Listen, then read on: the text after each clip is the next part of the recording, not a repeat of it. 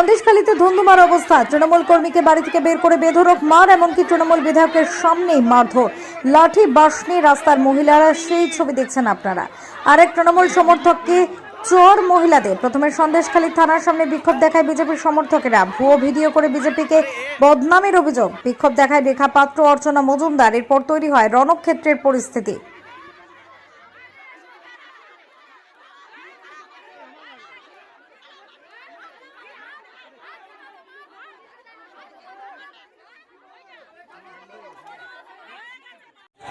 সন্দেশখালীর মানুষ দেখছে, সারা রাজ্যের মানুষ দেখছে।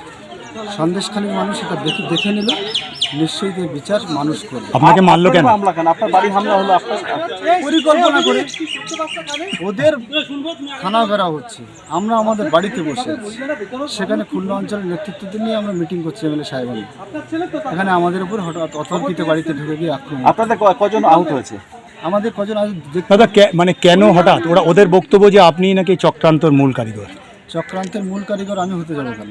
চক্রান্ত যে সন্দেশখালীকে নিয়ে ওরা করেছিল সেটা তো প্রমাণ হয়েছে ভাইরাল ভিডিও। এতে চক্রান্তের মূল কারিগর আমি হতে যাব কেন? আপনার নাম? আমার নাম দিলীপ মল্লিক। আপনি কি পদে আছেন দাদা এখন?